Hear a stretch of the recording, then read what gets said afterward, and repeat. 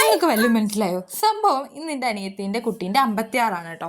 അപ്പോൾ അതിന് വേണ്ടിയിട്ട് ഞാനും പാറൂട്ടിയും പിന്നെ അമ്മയും കൂടിയിട്ട് പോവുക കേട്ടോ. ബസ് കിട്ടാത്തതുകൊണ്ട് ഓട്ടോറിക്ഷയിലാട്ടോ യാത്ര ഉണ്ടായിരുന്നത്. ഞങ്ങൾ അല്ലെങ്കിലേ നേരം വൈകിയിരിക്കുകയായിരുന്നു. ഇനി ബസ്സിനെ കൂടിയും കാത്തിരുന്നാൽ കുറച്ചുകൂടിയും വഴുകും തോന്നി കേട്ടോ. അങ്ങനെ ഞങ്ങൾ വീട്ടിലെത്തിട്ടോ. വീട്ടിലെത്തിയപ്പോൾ ഇതാ ആകെ മൊത്തം ഒരു പുകമയം. നന്നായി ലേറ്റായിട്ടോ ഞങ്ങൾ എത്തിയത്. അതുകൊണ്ട് പേരുടെ ചടങ്ങ് മാത്രം എനിക്ക് കാണാൻ കഴിഞ്ഞു കേട്ടോ. കുട്ടീൻ്റെ പേര് ധ്രുവിക്ക് എന്നാട്ടോ. അങ്ങനെ കുഞ്ഞാവൻ്റെ ചെവിയിൽ പേരൊക്കെ പറഞ്ഞു കേട്ടോ. പിന്നെ അവർ കൊടുക്കുന്ന ഗിഫ്റ്റുകൾ കുഞ്ഞാവൻ്റെ അടുത്ത് കൊടുക്കാൻ തുടങ്ങി കേട്ടോ. ഞങ്ങളൊരു കുഞ്ഞു മോതിരാട്ടോ വാങ്ങിക്കൊടുത്തത്. പക്ഷേ വാവയ്ക്ക് എല്ലാം ലൂസായിരുന്നു കേട്ടോ.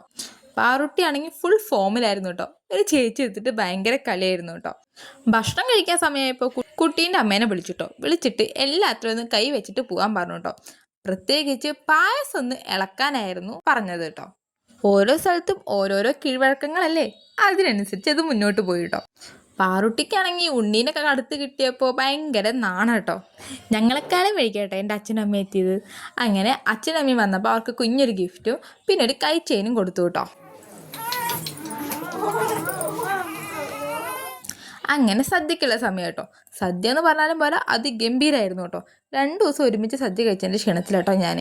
അങ്ങനെ ഞങ്ങൾക്ക് പോകാനുള്ള സമയം കേട്ടോ. എല്ലാവരോടും യാത്ര പറഞ്ഞതിന് ശേഷം മാമ ഉണ്ടായിരുന്നു. അപ്പോൾ മാമേൻ്റെ കൂടെ കേട്ടോ പോയത്. അങ്ങനെ ഞങ്ങൾ വീട്ടിലെത്തി. വീഡിയോ ഇഷ്ടപ്പെട്ടാൽ സബ്സ്ക്രൈബ് ചെയ്യാൻ മറക്കരുത്.